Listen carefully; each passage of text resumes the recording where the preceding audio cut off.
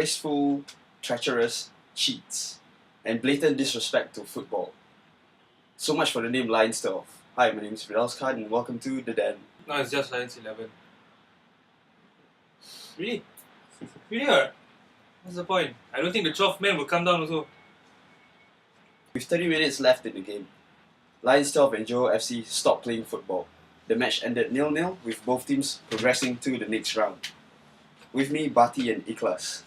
So guys, it should be a happy occasion, but the manner in which qualification was achieved through non-sportsmanship has angered many LionsXII fans. So you were at the stadium last night. How was the atmosphere like? The atmosphere there was, I think from the 60 plus minutes onwards, it was... People started to, get all restless because even for that few minutes when it started, everyone was like quiet and they couldn't believe what they saw. They seemed that they were hoping for the match to turn around and to something more exciting. But apparently it went on all the way to 90 minutes.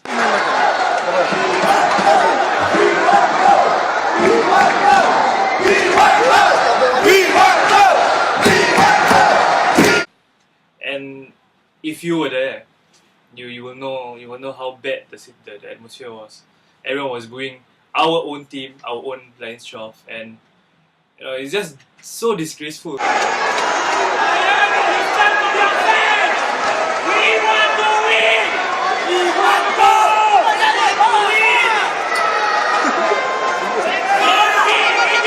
We sat behind the Johor FC bench, and I don't know. It was weird when we were observing Sundram and the Johor FC coach.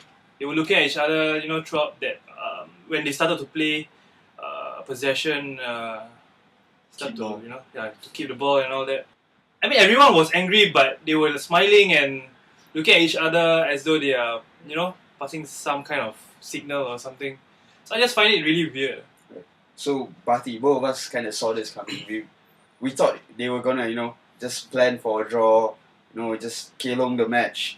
So, can you bring yourself to say now, I told you guys so, or I don't know, do you think their actions were forgivable? No, definitely not. Not forgivable. It's like, you just look at just the Malaysian Cup and the MSL so far, right? How the LionsXII fans have behaved so far up till this point, right? I think we've been really supportive of the team, right? Even though just where we lost or we didn't get a good result, like a win or whatever, I think we still kind of continue to show our support to the team. And we always say we hope the next match will be better. But I think this time it's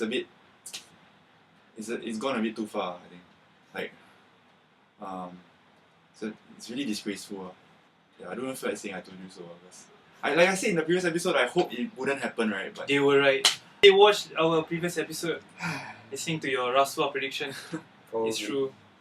So after the game, Sundram tried to explain the actions of his players during the press conference and interviews, and he said it was difficult playing against a team who didn't want to play because Johor FC didn't want to play, and it's hard to break them down. That's what he said, and his message to the fans was he would love for them to come back in the quarterfinals because he says his play will be fresher because he said this week the players they had international matches, so they had fatigue, and he just wanted the fans to come back and support them. Shari Shak said, we hope the fans come down to Jalan Besar tonight because it is when they come, it is when the fans come to the stadium where we play the best that they can. I think that's really ridiculous after seeing what happened during the match. So if you say we hope they'll come, the fans will come again for the quarterfinals, I think you're just dreaming. You can't blame if the fans don't turn up. Hearing that quote, he is already giving hope to all the supporters to come down. I mean, we were at the stadium. How many fans were there? How many supporters were there? There were a lot of them. But apparently, they chose to do what they did last night. It's like blue balls. Yeah. You would think after repeated match fixing scandals in the S League, it hurts the figures. Fans don't want to see fixed games. They want to see action. The Lions of participation in the Malaysia Cup, it seems like the moment where the rebuilding process starts. But they've just come out and just played a shit match yesterday. And do you think the fans will, will forgive them? Will they come back or will they boycott, future matches? As a spectator, I feel really cheated. And I believe for the other paying fans who bought tickets, especially for Grandstand, $14, I can understand why they were booing and all the insults, all the profanities thrown at Sundram, the team and the players. It was really bad. I wouldn't be surprised if you see a very low attendance for the next game, even though it's a quarterfinals. I guess it's safe to say that Singapore reached a new low last night. Yeah, kind of low that we haven't seen in a long while. I've never seen fans jeering and giving players the thumbs down after the match. I've never really seen. It was really embarrassing.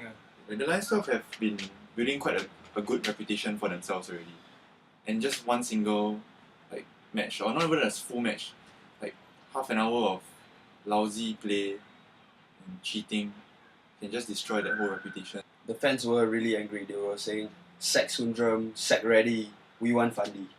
Who is responsible? Johor FC and their negative tactics, or the lack of ambition from the LionsXII?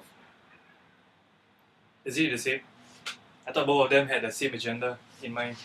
Look at how they played. I mean, Johor FC started first, playing all the possession, holding the ball, trying to play for a draw. And after that, I thought LionsXII would turn things around, try to pressure. But apparently, it seemed like a signal for both teams to just throw the game off and just take a point from the game. Even after the match, we stayed throughout because we wanted to see the reaction. The players were walking past to shake hands with the Johor bench, and we saw the players, the spectators were booing the players right in front of their faces, and the players, some of them were apologizing and all that. We noticed that actually it's not really the players' fault. They are supposed to listen to the instructions of their coach. It's hard to tell who's at fault, but obviously the person who's in charge of all the tactics will be Sundram.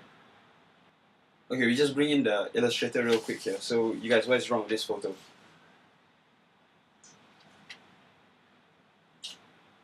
Yeah, what is wrong with this photo? Johor FC playing possession football.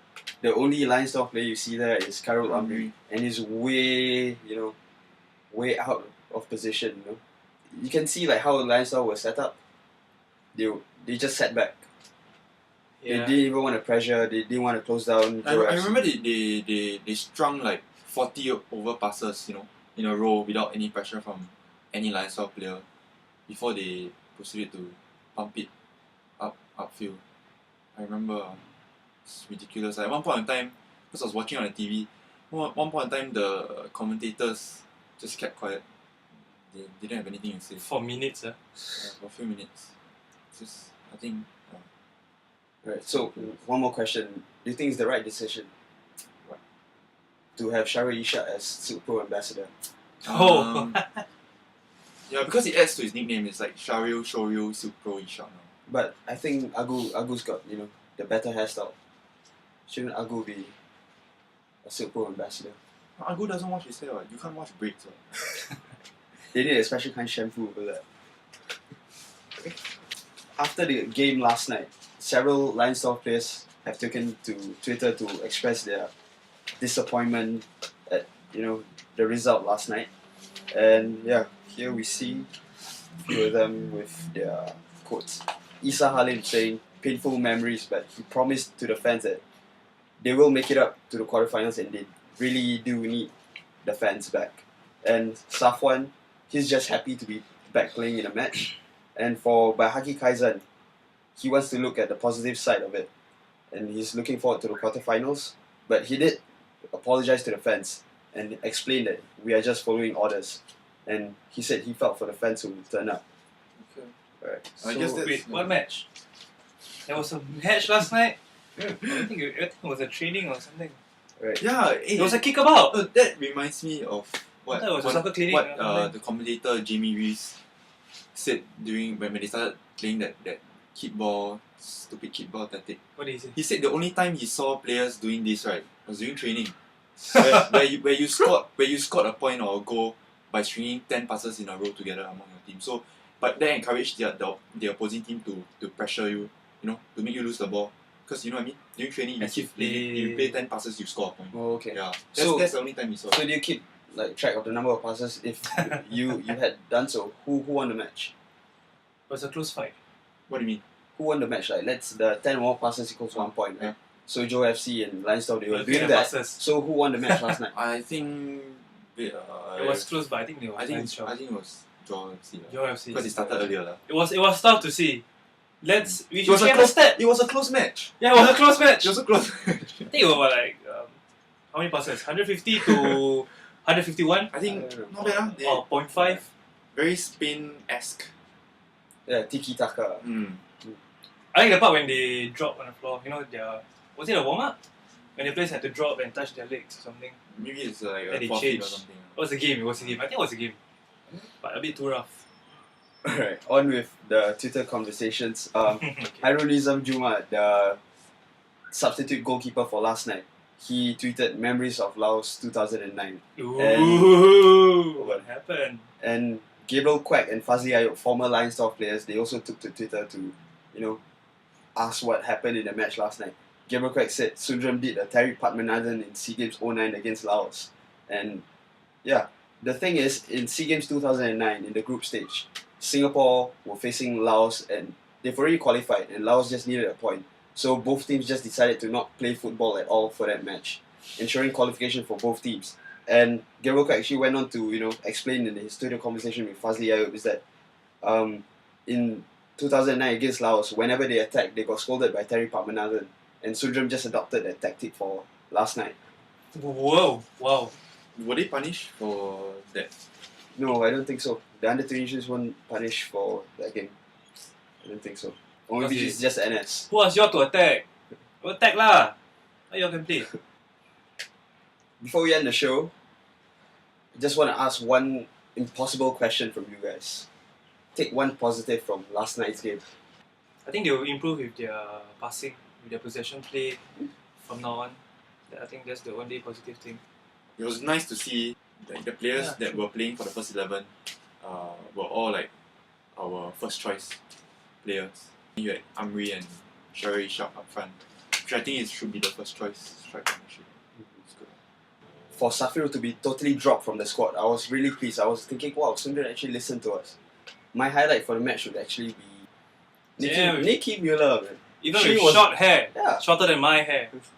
She was the highlight of LionsXII versus Johor FC. Like, if 10 years down the road, tell my kids, oh, that match, LionsXII versus Johor FC?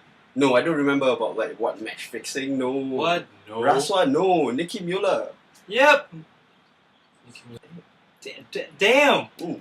Let me just look at the photo. Oh, it's a damn. Right. Bye. Fuck Sundram. If I call us, it's... Spoil my night. Dah habis? Stop Drogba getting himself into further trouble.